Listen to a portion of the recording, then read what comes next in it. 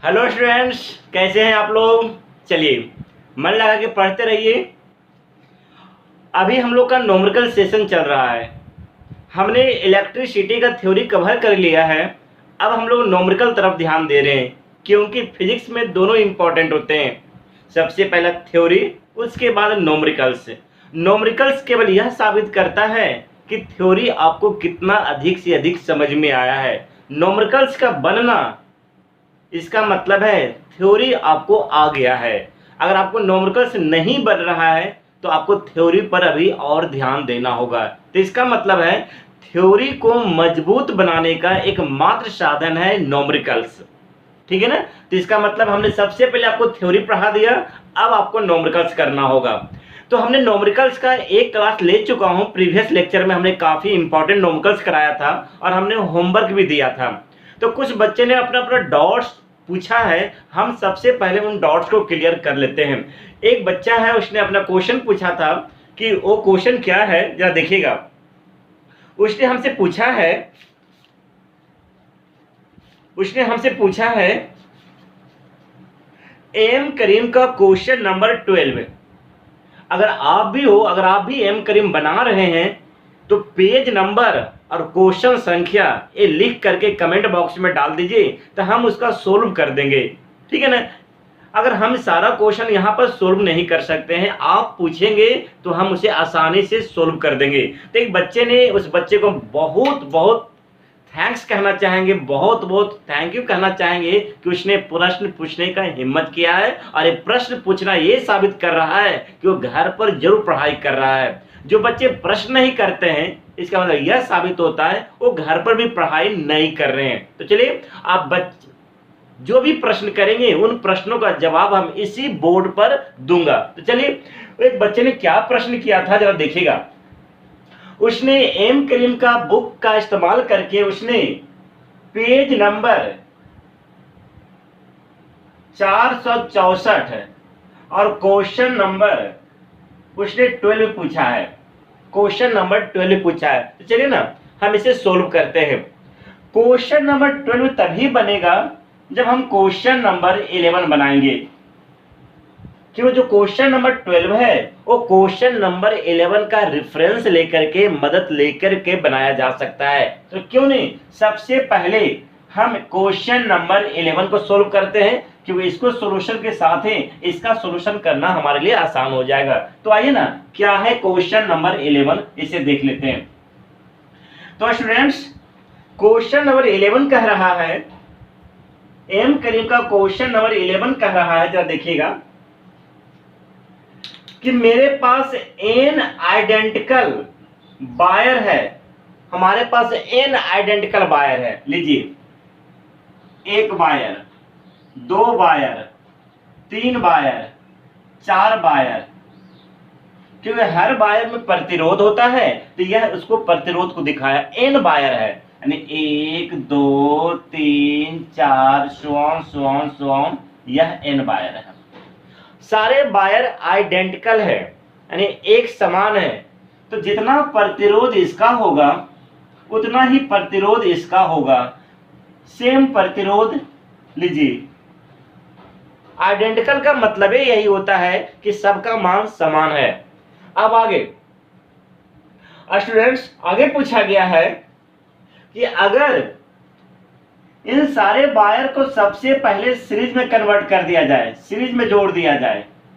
जैसे ही आप इसको सीरीज में जोड़ेंगे तो इसका जो इक्विवेलेंट रेजिस्टेंस है वो RS दिया गया है।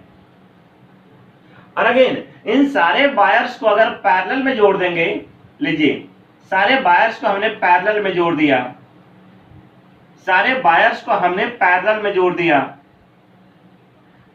तो इसका जो मान दिया गया है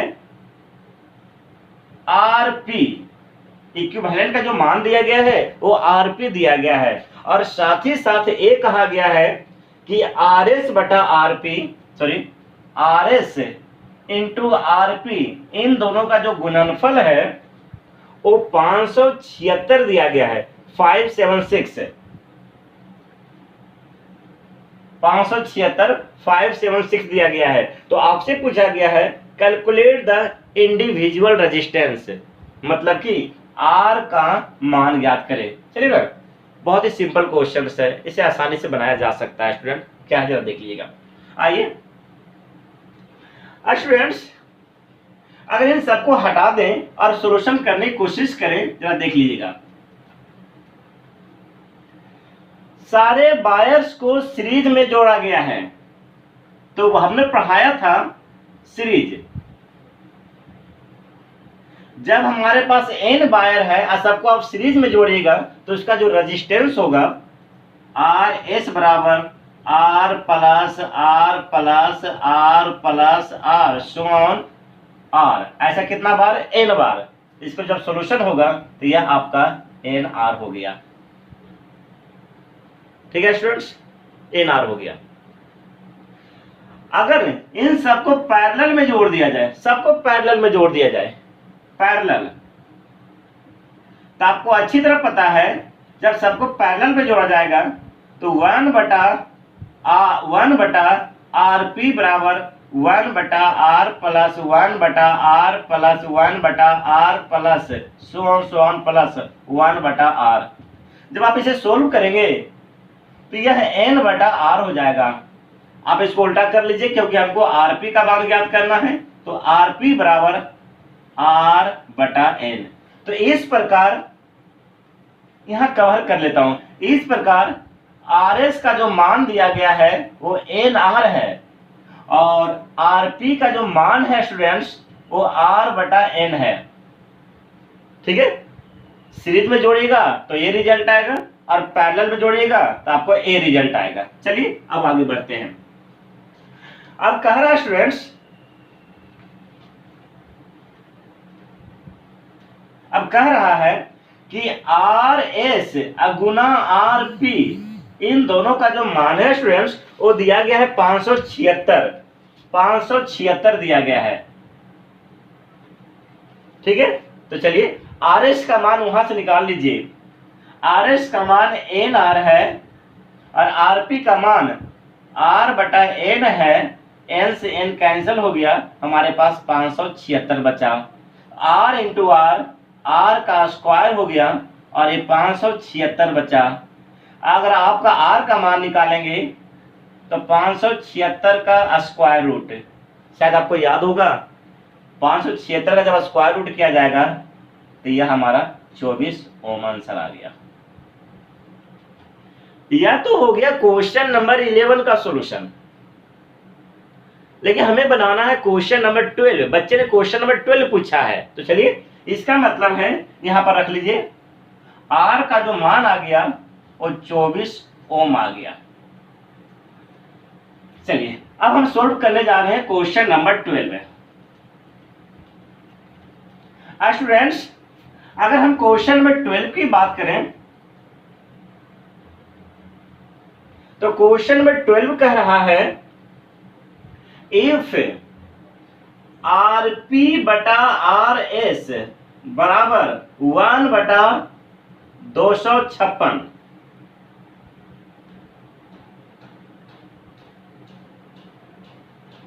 आर पी बटा आर एस बराबर 1 बटा 256, तो आपसे क्या कह रहा है कैलकुलेट करने के लिए? आपसे कह रहा है एन का मान ज्ञात कीजिए, आपसे कह रहा है आर पी का मान ज्ञात कीजिए और आपसे कह रहा है आर एस का मान ज्ञात कीजिए। ठीक है, आसान क्वेश्चन है, कोई टफ क्वेश्चन नहीं है। क्वेश्चन में 12 में कह रहा है आर पी बटा आर एस बराबर 1 बटा 256। तो यहां पर आपको तीन चीजें ज्ञात करना है। एन मतलब प्रतिरोध की संख्या, आर पी मतलब कि पैरेलल के अंदर इक्विवेलेंट रेजिस्टेंस, आर एस इसका मतलब है सीरीज के अंदर इक्विवेलेंट रेजिस्टेंस। चलो स्टूडेंट्स बनाने की कोशिश करते हैं, आ जाओ स्टूडेंट्स। आरपी बटा आर एस, तो आरपी का मान शायद दिया गया है एन बटा आर, तो रख दीजिए एन बटा आर। आर एस का मान यहां दिया गया है, आर एस का जो मान दिया गया है एन इंटू आर बराबर 1 बटा 256। चलिए ना इसको सोल्व कर लेते हैं स्टूडेंट्स। जब आप इसे सोल्व करेंगे 1 मिनट वेट कर ले थोड़ा सा। यहां पर क्या है, आरपी बटा आर एस बराबर दिया गया 1/256। चलिए ठीक है, तो आरपी का मान आर बटा एन है। सॉरी स्टूडेंट्स, यहां मिस्टेक हो रहा है। आरपी का जो मान है वो आर बटा एन है और आर एस का जो मान है वो एन इंटू आर है। तो चलिए ना अब इसको सोल्व कर लेते हैं, या ये हम आर से आर कैंसिल कर लेते हैं और यह आ गया हमारे पास 1/n² बराबर 1/256 है। आगे अब इसको उल्टा कर लीजिए, तो ये n² बराबर 256 है। अगर हम यहां से मान निकाल लीजिए, n बराबर √256 है। जब आप इसे सोल्व करेंगे तो आपके पास आंसर होगा 1656 से, तो यह हो गया 16 आंसर। आपका जो आंसर आ गया 16 आ गया। अब नेक्स्ट, अगर हम नेक्स्ट की बात करें तो हमें ज्ञात करना है आरपी ज्ञात करना है और हमें आरएस ज्ञात करना है। तो चलिए स्टूडेंट्स, अगर आपको आरपी ज्ञात करना है तो एक काम क्यों नहीं कर लेते हैं, एक काम कर ले, सबसे यहाँ एक काम कर ले। अगर आपको आरएस ज्ञात करना है तो आरएस बराबर यहाँ पर क्या है, एन इंटू आर। एन की जगह पर कितना रखेंगे, 16, और आर की जगह पर कितना रखेंगे, 24।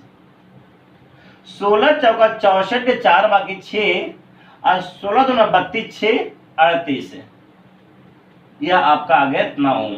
अगर हमको आरएस का मान निकल गया, अगर हमें आरपी का मान चाहिए तो आरपी बराबर क्या होता है, आर बटा एन। जब देखना आर की जगह पर हम कितना लिखेंगे, 24, और एन की जगह पर हम कितना लिखेंगे, 16। जब आप इसे कैलकुलेट करेंगे तो 8 या 24, 8 दूना 16, 1.5 ओम आ गया। ये आपका सॉल्यूशन हो गया।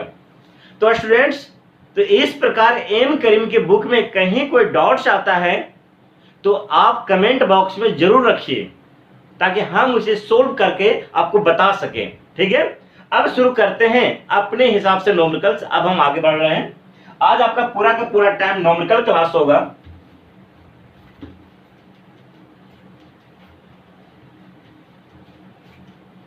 चलिए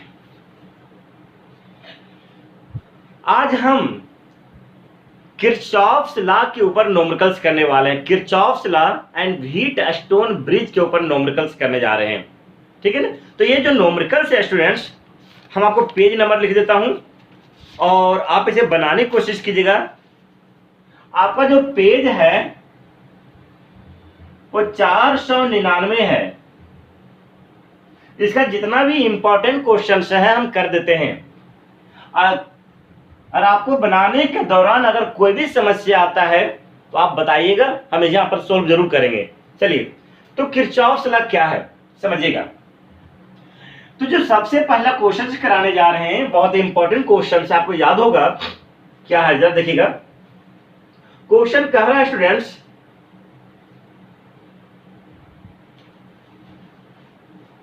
यह आपका 6 एम्पियर का करंट है, यह आपका 2 एम्पियर का करंट है,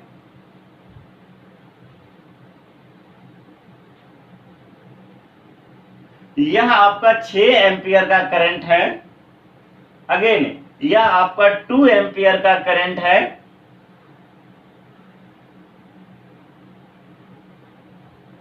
अगेन यह आपका 6 एम्पियर का करंट है, यह आई है, और यह आपका 9 एम्पियर का करंट है। तो आपसे कहा गया है फाइंड द वैल्यू ऑफ आई। हमें आई का मान ज्ञात करना है, इस आई का मान ज्ञात करना है। तो स्टूडेंट्स जरा ध्यान दें, ये जो क्वेश्चन बनेगा वो किरचॉफ्स के नोड लॉ से बनेगा। इसकी थ्योरी हमने पढ़ा रखा है, क्या जरा देखिए। तो सबसे पहले जितना भी नोड बन रहा है सबको इंडिकेट कर दीजिए, 1 नोड, 2 नोड और 3 नोड। सारे नोड का नामकरण कर देते हैं। यह ए है और यह बी है और यह सी है। स्टूडेंट्स जरा देखिए, मान लेता हूं स्टूडेंट्स इसमें जो जाने वाला करंट है वो I1 है। मान लेता हूं स्टूडेंट्स इसमें जो जाने वाला करंट है वो I2 है, लेकिन हमें तो केवल I का मान ज्ञात करना है। ठीक है, आइए तो सबसे पहले इस नोड पर किरचॉफ्स का लॉ लगाइए। इस नोड पर तो हम यहां पर नोड ए लिख देता हूं और यहां पर हम नोड बी की बात करेंगे और यहां पर हम नोड सी की बात करेंगे। चलिए स्टूडेंट्स आइए, तो किरचॉफ्स का नोड लॉ कहता है इनकमिंग करंट बराबर आउटगोइंग करंट, यानी आने वाला करंट और जाने वाला करंट बराबर होते हैं, यानी इनकमिंग बराबर आउटगोइंग। तो इस नोड पर जितना भी करंट आ रहा है उसे देख लीजिए, तो इस नोड पर केवल एक करंट आ रहा है जो कितना है 6 एम्पियर का, और इस नोड से दो करंट जा रहा है, एक 2 जा रहा है और एक I1 जा रहा है। तो यहां से हम I1 का मान निकाल लेते हैं, I1 बराबर 6 - 2 बराबर 4 एम्पियर। तो इसका मतलब है I1 का मान 4 एम्पियर आ गया। अब आइए ना, अब नोड बी पर किरचॉफ्स का लॉ लगाइए। आने वाला धारा इक्वल टू जाने वाला धारा, तो इस नोड पर जो आने वाला धारा है वो 6 है, 4 है, तो इसका मतलब है 6 + 4 बराबर इस नोड से जाने वाला धारा, एक 2 जा रहा है और एक I2 जा रहा है। तो इसका मतलब है 6 × 4 = 10 बराबर 2 + I2। इसलिए अगर आपको I2 का मान चाहिए तो 10 - 2 बराबर कितना हो गया 8 एम्पियर हो गया। लेकिन हमें तो I का मान ज्ञात करना है ना, तो आइए अब बात करते हैं नोड सी का। अगर नोड सी पर किरचॉफ्स लॉ लगाएंगे तो आने वाला धारा, तो एक धारा 6 एम्पियर का है और एक धारा 8 एम्पियर का, क्योंकि I2 का मान 8 है। तो इसका मतलब है 6 + 8 बराबर 9 + I, 814 9 + I, इसलिए I का मान 9 × 5 = 14। इसका मतलब है I का मान 5 एम्पियर। बहुत आसान है, अगर आपका थ्योरी मजबूत है तो कोई दिक्कत होना ही नहीं चाहिए सब प्रश्नों के अंदर। ठीक है, तो इसका मतलब है I का मान कितना एम्पियर आ गया 5 एम्पियर आ गया। ठीक है स्टूडेंट्स, चलिए ना हम एक क्वेश्चन होमवर्क दे देते हैं, जिसके पास बुक्स नहीं है तो बनाने की कोशिश करेगा और इसके आंसर को कमेंट बॉक्स में डालेगा। चलो क्वेश्चंस क्या है जरा समझिएगा।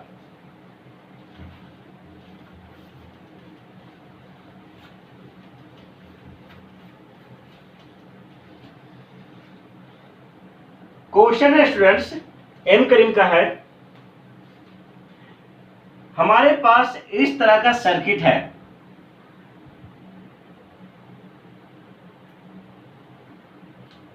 यह आपका 10 एम्पियर का है, यह आपका 8 एम्पियर का है, यह आपका 4 एम्पियर का है। नेक्स्ट, यह आपका 6 एम्पियर का है। नेक्स्ट स्टूडेंट्स, ये आपका 4 एम्पियर का है।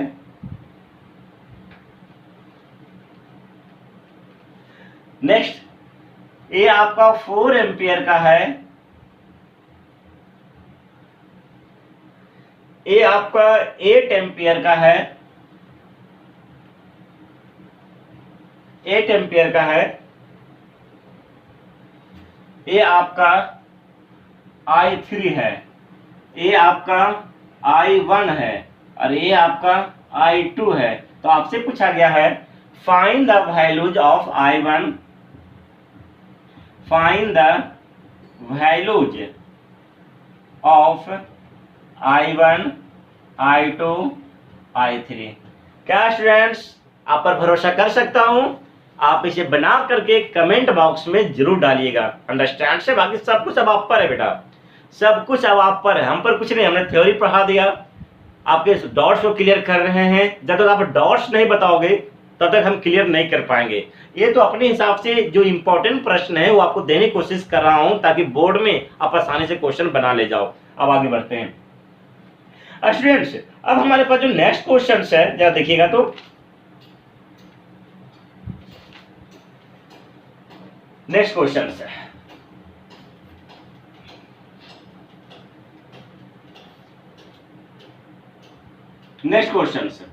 अगला क्वेश्चन है व्हीट स्टोन ब्रिज के सिद्धांत पर। आपको थ्योरी पढ़ा हुआ है व्हीट स्टोन ब्रिज का, बहुत सिंपल थ्योरी होता है, लेकिन उसका इस्तेमाल करके हमें न्यूमेरिकल सोल्व करना है। तो एम करीम के अंदर 5-6 क्वेश्चन दिया गया है, उसमें 1 या 2 क्वेश्चन सोल्व कर देते हैं, बाकी आप इसे सोल्व कर लीजिएगा। क्या है जरा देख लीजिए स्टूडेंट्स, जरा ध्यान रखिएगा। यह आपका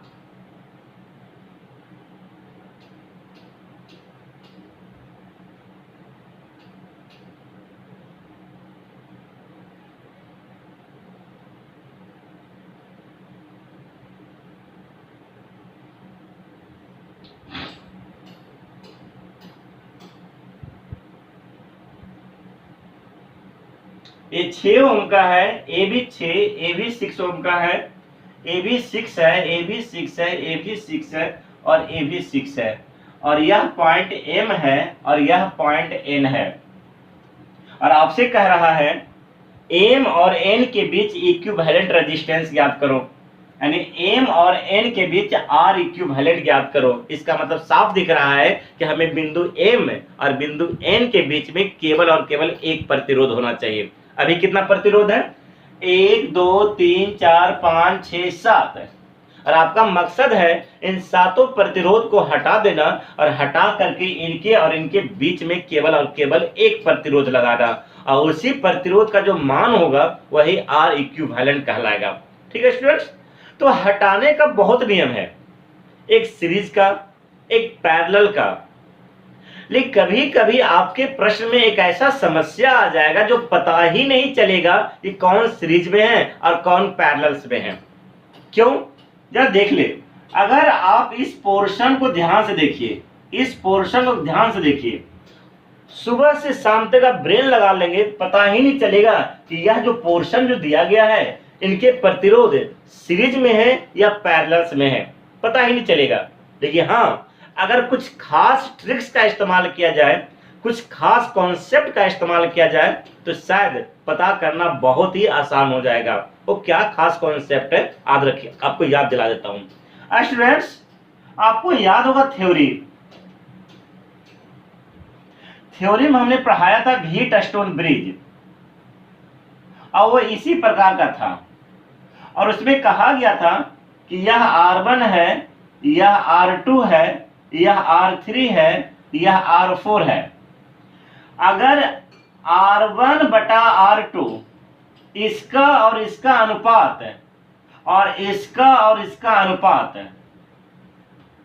अगर बराबर हो जाए, इसका और इसका अनुपात और इसका और इसका अनुपात अगर बराबर हो जाए, तो यह बैलेंस्ड व्हीट स्टोन ब्रिज है। अब बैलेंस्ड व्हीट स्टोन ब्रिज के अंदर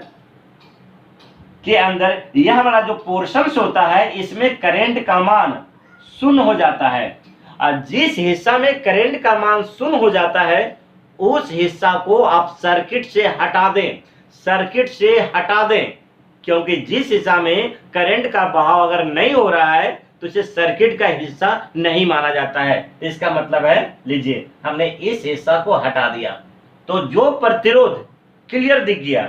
अब बताओ, यह और यह अब सीरीज में हो गया और यह अब सीरीज में हो गया। पहले पता नहीं चल रहा था, लेकिन अब पता चलने लगा कि कौन सीरीज में है। अंडरस्टैंड है? तो सेम सिद्धांत का उपयोग यहां कर ले, क्योंकि यह थ्योरी पढ़ाया गया है। आ जाओ स्टूडेंट्स, इसका और इसका रेशियो निकाल लो, तो R1 बटा R2 6 बटा 6 बराबर 1, और इसका रेशियो निकाल लो, R3 बटा R4 6 बटा 6 बराबर 1, शायद R1 बटा R2 बराबर R3 बटा R4। तो बताओ हम क्या इस हिस्सा को क्या हटा सकते हैं? अब यह हिस्सा हट गया। अब बताओ स्टूडेंट्स, हमें R इक्विवेलेंट चाहिए, तो R इक्विवेलेंट ज्ञात करने के लिए सबसे पहले आप क्या करें, यहां से लेके इसको हटाएं, जैसे ही हटाइएगा तो इनको इनको हटाइएगा तो इनके जगह पर इसका समतुल्य लगाइएगा। तो आर इक्यू बराबर R1 प्लस R2, तो आर इक्यू बराबर 6 प्लस 6 बराबर 12। स्टूडेंट्स अब इसको हटा रहा हूं, और इनके जगह पर एक प्रतिरोध लगेगा जो कितने ओम का होगा, 12 ओम का। अब सिमिलर, अब इसको हटाइए। जब इन दोनों को हटाएंगे तो सेम कॉन्सेप्ट है, जो आर इक्विवेलेंट आएगा वो भी 12 ओम का आएगा। तो लीजिए इसको और इसको भी हटा दीजिए, और जहां से हटाए थे वहीं पर प्रतिरोध जोड़िए, ये 12 ओम का होगा। अब बताइए स्टूडेंट्स, यह और यह कैसा दिख रहा है, पैरेलल। तो पैरेलल का फॉर्मूला होता है आर इक्यू बराबर R1 इंटू R2 बटा R1 प्लस R2। तो आर इक्यू बराबर 12 गुना 12, 12 12 24, तो 12 गुना 24 2 छक्का 12। इसका मतलब है अब इन दोनों को हटाइए, अब इन दोनों को हटा करके एक प्रतिरोध लगाइए जो कितने ओम का है, 6 ओम का। अब बताओ स्टूडेंट्स, एम और एन के बीच में अभी भी 1 2 3 प्रतिरोध है, अब तीनों को हटाना है। तो क्लियर है यह सीरीज में है, तो सीरीज में होने की वजह से आर इक्यू बराबर R1 R2 और R3, तो 6 प्लस 6 प्लस 6 बराबर 18। तो इस प्रकार इन तीनों प्रतिरोध को हटाएंगे और हटा करके एक प्रतिरोध लगाएंगे जिसका मान होगा 18 ओम। तो इसी तरीके से व्हीटस्टोन ब्रिज का जो न्यूमेरिकल्स है इसी तरीके से बनेगा। अंडरस्टैंड? जहां पर 4 प्रतिरोध का गुच्छा दिखे ना, तो एक बार वहां पर व्हीटस्टोन ब्रिज लगाने की कोशिश जरूर करें। अगर ये व्हीटस्टोन ब्रिज बैठ गया ना तो न्यूमेरिकल बनाना बिल्कुल आसान हो जाता है। Understand students? चलिए ना, अगर ये नहीं भी समझ में आया है तो मैं एक क्वेश्चन और देने की कोशिश कर रहा हूं, आइएगा।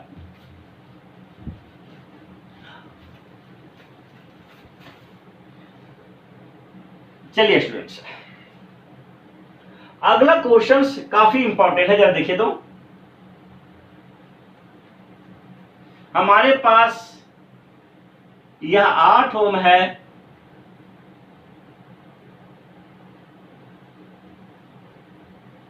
लीजिए, और यहां से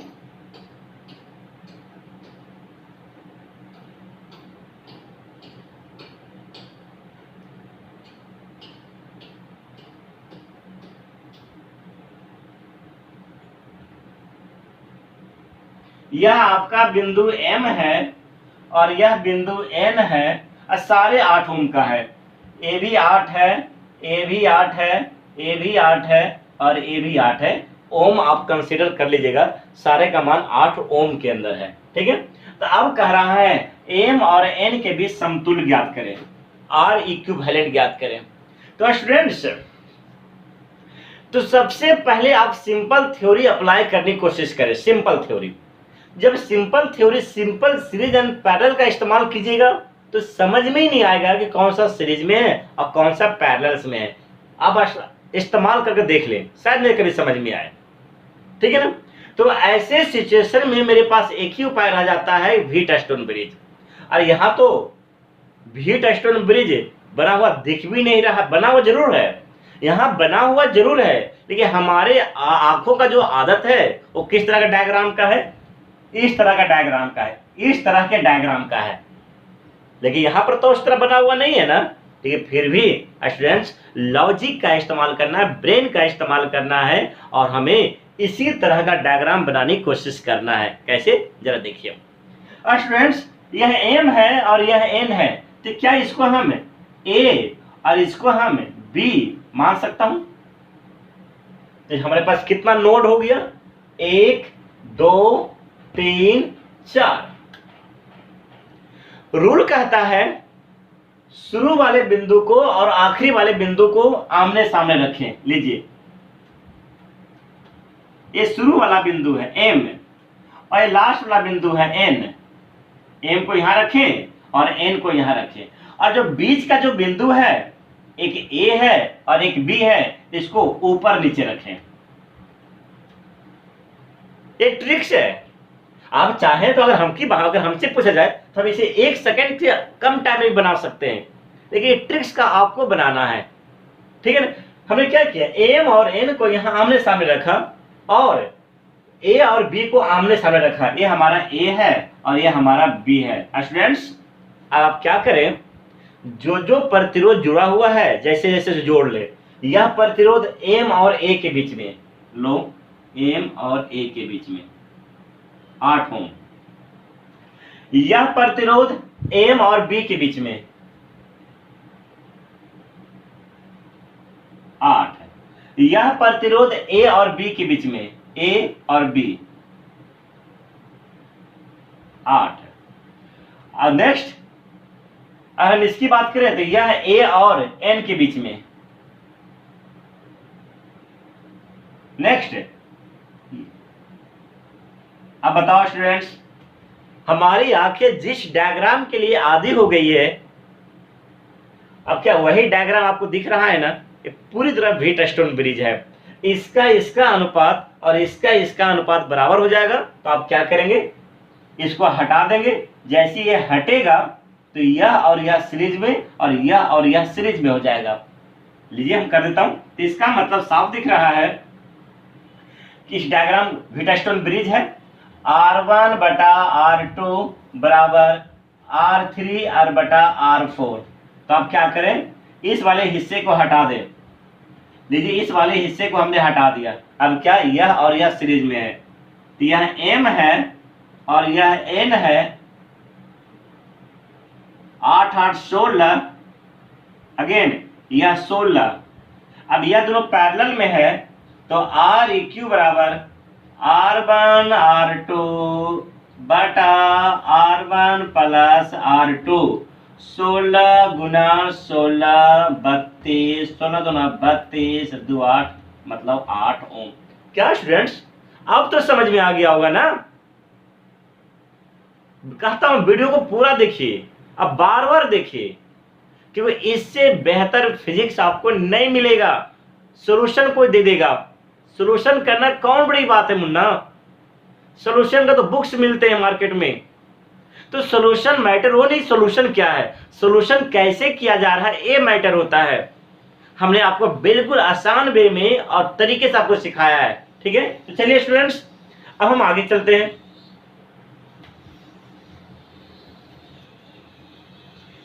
ये आपको हो गया व्हीटस्टोन ब्रिज के ऊपर न्यूमेरिकल्स।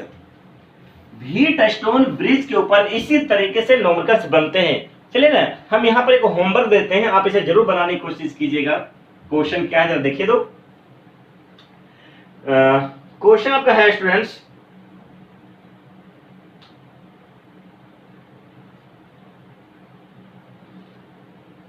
यह आपका 10 है, ये भी आपका 10 है, ये भी आपका 10 है,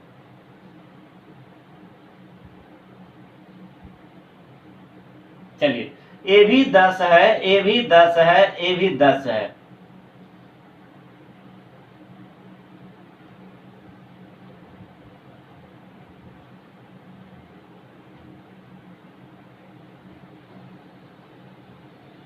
चलिए ये भी 10 है, यह बिंदु M है और यह बिंदु N है। तो आपसे पूछा गया है find the R equivalent between point M and N। Find R equivalent between point M and N। M तथा N के बीच में आपको R इक्विवेलेंट ज्ञात करना है। ठीक है स्टूडेंट्स, आप बिल्कुल बना के लाइएगा, ठीक है। और जो आंसर आता है कमेंट बॉक्स में डालिएगा। अगर आप बुक से न्यूमेरिकल बना रहे हैं तो किसी क्वेश्चन में अगर दिक्कत आ रहा है तो पेज नंबर और क्वेश्चन संख्या, चाहे SC वर्मा का हो या M करीम का हो, आप क्या करें कमेंट बॉक्स में डाल दें, उसका सोल्यूशन कर दिया जाएगा। ठीक है स्टूडेंट्स, अब आगे बढ़ते हैं। अब हम क्वेश्चन को आगे बढ़ाते हैं। अब शुरू कर रहे हैं मैक्सिमम पावर के ऊपर, मैक्सिमम पावर थ्योरम के ऊपर। जो हमारा न्यूमेरिकल्स है स्टूडेंट्स, वो मैक्सिमम पावर थ्योरम यानी मैक्सिमम पावर थ्योरम।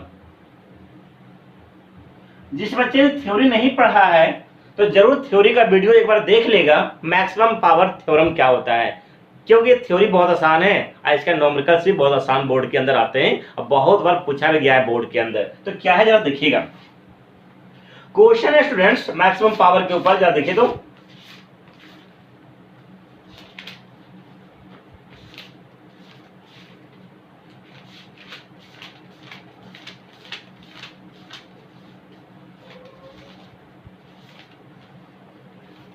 आइए क्वेश्चन क्या है स्टूडेंट जरा समझिएगा।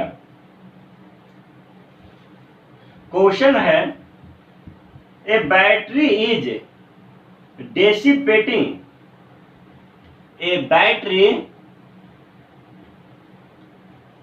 Is डेसिपेटिंग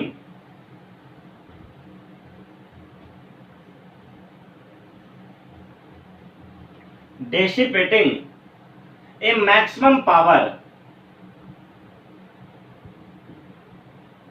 a maximum power of 16 watt in a lamp,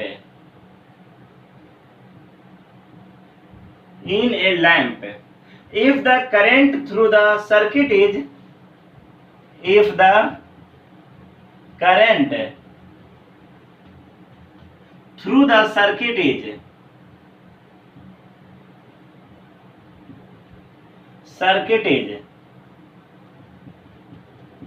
4 ampere, 4 ampere,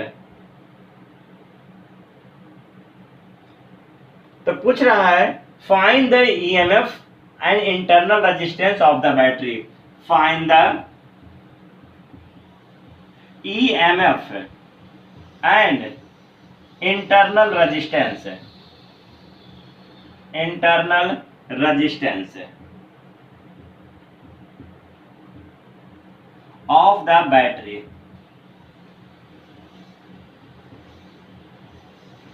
बेटा इस तरह का जो क्वेश्चन होता है बोर्ड के लिए फेमस होता है, कंपटीशन में शायद ना पूछे, लेकिन ऐसा क्वेश्चन बोर्ड के लिए काफी ज्यादा इंपॉर्टेंट होता है। और जो एम करीम का जो बुक्स है ये बच्चों के लिए बेसिक के लिए बहुत बेहतरीन बुक्स है। इसे बनाने से क्या होता है, थ्योरी मजबूत, बेसिक कॉन्सेप्ट मजबूत, अगर बेसिक कॉन्सेप्ट मजबूत तो हायर कॉन्सेप्ट स्वतः मजबूत। इसमें ज्यादा कोई मेहनत करने की आवश्यकता नहीं होती है, सिर्फ बेसिक को ध्यान में पढ़ने की आवश्यकता होती है। ये क्या है जरा समझिएगा स्टूडेंट्स, एक क्वेश्चन को इरेज कर रहा हूं, मतलब क्या है जरा समझिएगा कि a battery is dissipating a maximum power. आपने क्या किया, एक बल्ब है और उस बल्ब को एक बैटरी से जोड़ दिया, ठीक है ना। तो जो मैक्सिमम पावर जनरेट कर रहा है बैटरी वो कितना कर रहा है, 16 वाट है, यानी P मैक्सिमम दिया गया है, यानी मैक्सिमम पावर दिया गया है 16 वाट। और उस सर्किट में जो करंट का बहाव हो रहा है वो 4 एम्पियर का दिया गया है। तो आपसे पूछा गया है कि उस बैटरी का ईएमएफ कितना है, यानी उस बैटरी का वोल्टेज कितना है, और उस बैटरी के अंदर आंतरिक प्रतिरोध कितना है, यानी इंटरनल रेजिस्टेंस कितना है। ठीक है, तो जरा देखिए तो 16 और 4, तो इसका मतलब साफ दिख रहा है स्टूडेंट्स, हमारे पास एक बल्ब है, लीजिए लैंप है, और इसको हमने एक बैटरी से कनेक्ट कर दिया है। जो पावर जनरेट कर रहा है स्टूडेंट्स, P जो मैक्स दिया गया है वो 16 वाट दिया गया है, और इसमें जो करंट का बहाव हो रहा है वो 4 एम्पियर का हो रहा है। तो आपको अच्छी तरह पता है स्टूडेंट्स कि हर इसका वोल्टेज को हमने E मान लिया और इसके इंटरनल रेजिस्टेंस को हमने R मान लिया। तो हमसे E का मान ज्ञात करना है और हमें R का मान ज्ञात करना है। R इंटरनल रेजिस्टेंस होता है और कैपिटल R एक्सटर्नल रेजिस्टेंस होता है। किसी भी सर्किट में दो तरह का रेजिस्टेंस होता है, इंटरनल जो बैटरी के अंदर होता है और एक्सटर्नल जो बैटरी से बाहर होता है। इसको हम स्मॉल आर से दिखाएंगे और इसको हम कैपिटल आर से दिखाएंगे। ठीक है, तो आइए हमें स्मॉल ई और स्मॉल आर का मान ज्ञात करना है, मतलब इसका वोल्टेज और इसके अंदर का प्रतिरोध ज्ञात करना है। तो स्टूडेंट्स आपको अच्छी तरह याद होगा, पावर का हमने फॉर्मूला दिया था, P बराबर होता है I स्क्वायर इंटू आर। आपको अच्छी तरह याद होगा। और हमने ये भी कहा था, जब कोई बैटरी मैक्सिमम पावर पैदा करता है, यानी P का मान जब मैक्सिमम होता है, तो उस समय I का मान भी मैक्सिमम हो जाता है, क्योंकि P मैक्सिमम तो I मैक्सिमम। तो P मैक्सिमम का जो मान है वो 16 दिया गया है, और I का जो मान दिया गया है वो कितना दिया गया, 4 दिया गया है, और इंटू आर 16, 4 चौका 16 और इंटू आर 16 से 16 कैंसल, इसलिए आर का मान 1 ओम। कौन सा आर आया है? यह जो आया है एक्सटर्नल प्रतिरोध आया है। एक्सटर्नल प्रतिरोध मतलब कि बल्ब का रेजिस्टेंस आया है, ये नहीं आया है। अब कह रहा है मैक्सिमम पावर का थ्योरी कहता है कि कोई भी बैटरी मैक्सिमम पावर पैदा तभी करता है जब स्मॉल आर बराबर हो जाए कैपिटल आर। कब? जब मैक्सिमम पावर पैदा हो रहा है। तब बताओ स्टूडेंट्स, पावर तो मैक्सिमम ही पैदा हो रहा है ना, तो मैक्सिमम पावर कब पैदा होगा? जब स्मॉल आर किसके बराबर हो जाएगा? कैपिटल आर के बराबर होगा। अब कैपिटल आर का मान आपने कितना निकाला है? 1 ओम निकाला है, तो इसका मतलब है आर बराबर 1 ओम। तो इस प्रकार इंटरनल रेजिस्टेंस का मान 1 ओम आ गया। क्यों? क्योंकि मैक्सिमम पावर तब पैदा होता है जब स्मॉल आर कैपिटल आर के बराबर होगा, और हमने कैपिटल आर का मान यहां निकाला है, इसी वजह से यह आर और स्मॉल आर का मान क्या हो गया? बराबर हो गया, यानी आर बराबर 1 ओम हो गया।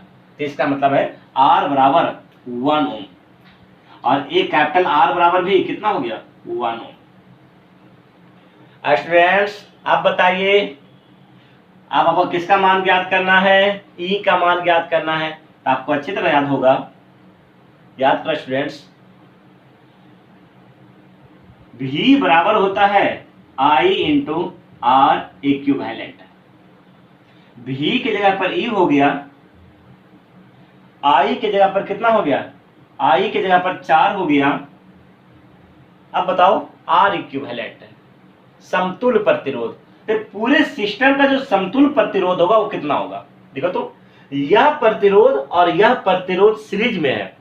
सीरीज का फॉर्मूला होता है R इक्विवेलेंट बराबर R1 प्लस R2। तो बताइए स्टूडेंट्स, इसका मान 1 ओम है और इसका भी मान 1 ओम है, तो 1 प्लस 1 1 प्लस 1, तो इसका मतलब E बराबर 4 इंटू 2, तो E बराबर 8 वोल्ट। चलिए ना, हमने E का भी मान ज्ञात कर लिया और हमने स्मॉल आर का भी मान ज्ञात कर लिया। कहीं कोई दिक्कत आता है तो हमें बता दीजिए। कहीं कोई दिक्कत आ रहा है स्टूडेंट्स तो हमें बता दीजिए। कहीं कोई दिक्कत, आई होप आपको कोई दिक्कत नहीं आ रहा होगा।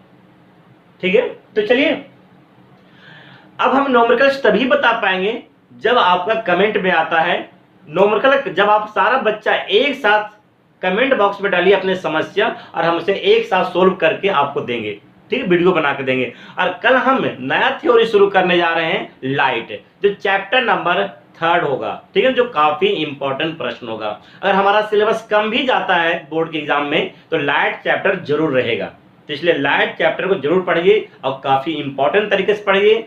इसलिए हम मिलेंगे नेक्स्ट लेक्चर में मिलेंगे। बाय स्टूडेंट्स, अपना ख्याल रखिए और मन से पढ़ते रहिए और खुश रहिए और आगे बढ़ते रहिए। ठीक है स्टूडेंट्स, बाय बाय।